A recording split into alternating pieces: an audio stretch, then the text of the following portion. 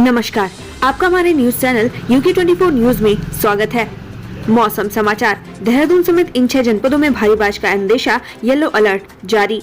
उत्तराखंड में मौसम विभाग ने आज भी प्रदेश के 6 जिलों में भारी से बहुत भारी बारिश की संभावना जताई है। जिन जिलों में आज भारी बारिश के आसार हैं, उनमें देहरादून, नैनीताल, पौड़ी, चंपावत, बागेश्वर और पिथौरागढ़ है। पिछले एक हफ्ते से प्रदेश में मौसम का मिजाज बदला हुआ है। पहाड़ों के साथ मैदानी इलाकों में भी बारिश से जनजीवन प्रभावित हो रहा है। इसको लेकर मौसम विभाग ने येलो अलर्ट जारी किया है। बात करते हैं डीजल पेट्रोल के दामों की।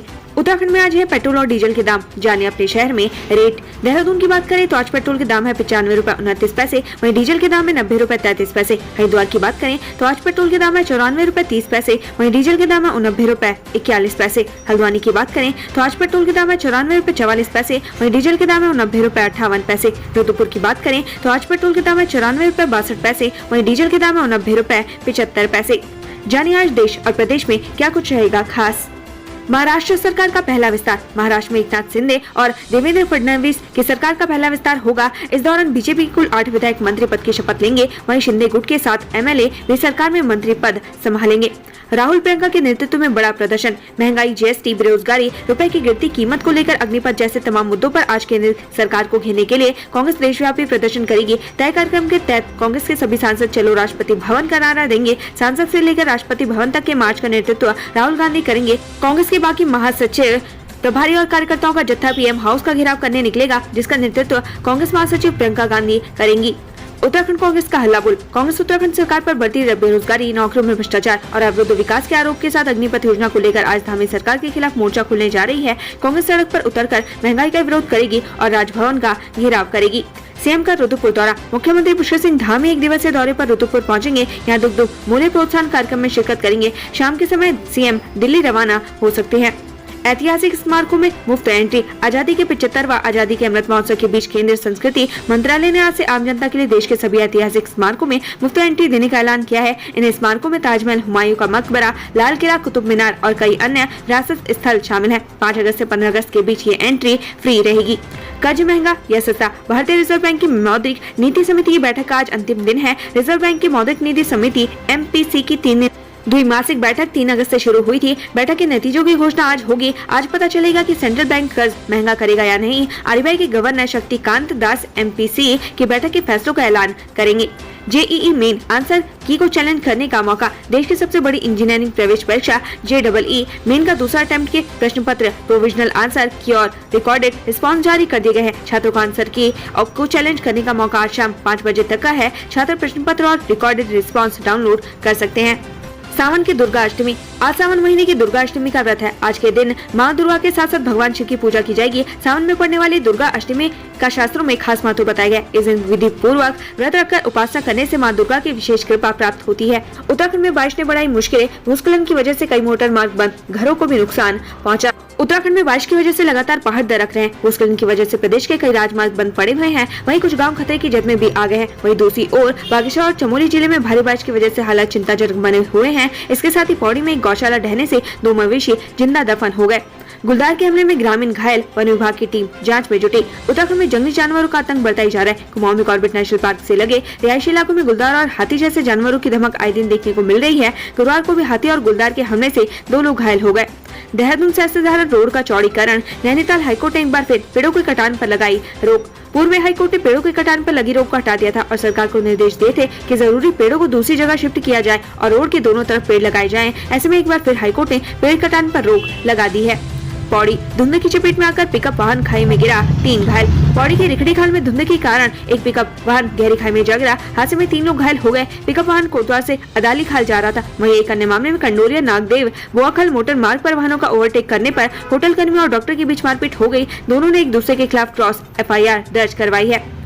उत्तराखंड में 24 घंटे के भीतर कोरोना के 310 नए मरीज मिले हैं, जबकि 334 मरीज स्वस्थ होकर घर लौटे हैं। इसके साथ ही एक्टिव केस की संख्या बढ़कर 1748 पहुंच गई है। पिछले 24 घंटे में कोरोना से 1 मरीज की मौत हुई है। प्रदेश में सैंपल पॉजिटिविटी रेट की बात करें तो 11.17% है। 24 घंटे के अंदर गिरीश हत्याकांड का खुलासा, परिजनों ने पुलिस की थ्योरी पर जताया संदेह। नैनीताल पुलिस ने 24 घंटे के अंदर गिरीश चंद्र त्रिपाठी हत्याकांड का खुलासा कर दिया है। पुलिस ने रिजॉर्ट के कर्मी को हत्या के जुर्म में गिरफ्तार किया है। दूसरी तरफ मृतक के परिजनों ने रिजॉर्ट के मालिक और मैनेजर पर हत्या का आरोप लगाया है।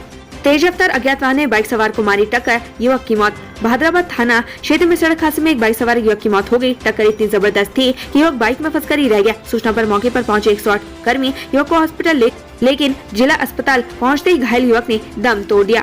नैनीताल बैटरी चोरी मामले में 2 आरोपी दिल्ली से गिरफ्तार, 1 फरार। नैनीताल में पुलिस ने वाहनों से बैटरी चोरी करने वाले गिरोह का भंडाफोड़ करते हुए 2 शातिर आरोपियों को गिरफ्तार किया है, जबकि एक आरोपी फरार बताया जा रहा है। गिरफ्तार दोनों आरोपी दिल्ली के रहने वाले हैं, जिनको पुलिस ने दिल्ली से गिरफ्तार किया है। आरोपी की निशानदेही पर पुलिस ने 10 बैटरी बरामद कर ली है। Khatima Lohia head power house में हुआ जोरदार धमाका, कई इलाकों की बिजली सप्लाई व्यवस्था हुई ठप। उत्तराखंड के उधम सिंह नगर जिले में गुरुवार को एक बड़ा हादसा हुआ। यहाँ खटीमा के पास स्थित लोहिया हेड पावर हाउस पहले जोरदार धमाका और फिर आग लगी। इसी वजह से खटीमा शहर में बिजली की आपूर्ति भी ठप हो गई। 2 महीने पहले अपहरण नाबालिग लड़की बरामद, किडनैपर भी गिरफ्तार।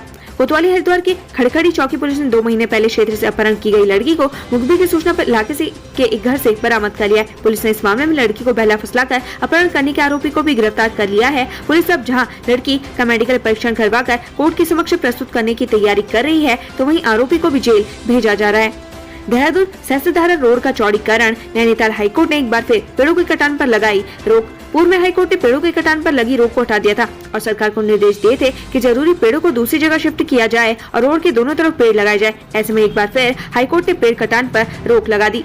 मजदूर के खाते में ऐसे नहीं आए 95 लाख, यूपी के पीलीभीत से जुड़ा बड़ी साजिश का लिंक।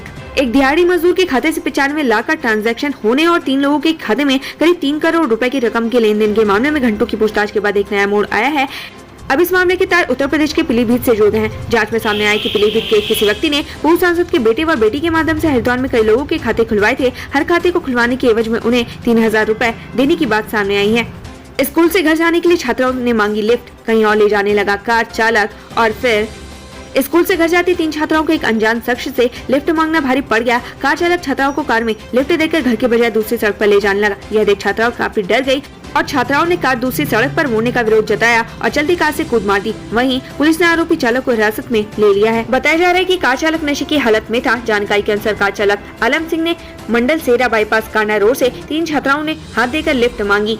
छात्राओं को मनकोट जाना था। चालक ने तीनों को कार में बैठाया और दफौट मार्ग पर जाने लगा। वही घटना के बाद आसपास के लोगों ने इसकी सूचना पुलिस को दी। पुलिस ने चालक को हिरासत में ले लिया और कार को सीज कर दिया। चालक का मेडिकल कराने के बाद उसके खिलाफ भी चालानी कार्रवाई की गई। वहीं एसपी अमित श्रीवास्तव ने कहा कि परिजन तहरीर देंगे तो मामले में सख्त कार्रवाई की जाएगी। यूके SSS पेपर लीक मामला, आरोपी महेंद्र से नकलचियों के बैंक चेक बरामद, हो सकती है कई गिरफ्तारियां। यूके SSS पेपर लीक मामले में अभी 100 से अधिक लोगों की गिरफ्तारियां हो सकती हैं। उस हिसाब से इस मामले की जांच पड़ताल में 6 से 8 माह का समय लग सकता है। वहीं पुलिस रिमांड पर लिए गए महेंद्र से नकलचियों के बैंक चेक सहित कई अन्य अहम सबूत STF ने बरामद किए हैं। उत्तराखंड ने इस साल झेली सबसे ज्यादा गर्मी, वैज्ञानिक बोले अभी नहीं संभले तो हालात हो सकते हैं चिंताजनक। सुहाने मौसम का आनंद लेने के लिए हर साल बड़ी संख्या में पर्यटक उत्तराखंड आते हैं, लेकिन अभी शायद बीती बात हो जाएगी, क्योंकि अपनी खास आबो हवा के लिए जाने जाने वाला उत्तराखंड इस साल सबसे ज्यादा तपा है। आपको जानकर हैरानी होगी कि इस साल पूरे देश में सबसे ज्यादा लू उत्तराखंड में ही चली है। खटीमा में भारी बारिश के बाद जल भराव, SDM ने प्रभावित क्षेत्रों का किया निरीक्षण। 1 अगस्त से रुक रुक कर हो रही बारिश के चलते सीमांत क्षेत्र खटीमा के कई क्षेत्रों में भारी जल भराव, जनजीवन अस्त-व्यस्त हो गया है। ऐसे में खटीमा SDM रविंद्र बिष्ट ने जल भराव क्षेत्र का निरीक्षण कर नगर पालिका को जल निकासी के निर्देश दिए हैं। लिव इन पार्टनर के भतीजे को अगवा कर फरार हुई लुटेरी दुल्हन मिली 6वें पति के साथ। पुल भट्टा थाना क्षेत्र से 2 मई को जिस 3 महीने के बच्चे का अपहरण किया गया था, उसे पुलिस ने ढूंढ निकाला है। पुलिस ने इस मामले में एक दंपति को यूपी के बुलंदशहर से गिरफ्तार किया है। उन्होंने ही बच्चे का अपहरण किया था। SSP मंजुनाथ TC ने गुरुवार को इस मामले का खुलासा किया। उत्तराखंड से संबंधित ऐसी ही खबरें पाने के लिए हमारे चैनल को लाइक व सब्सक्राइब जरूर करें। धन्यवाद।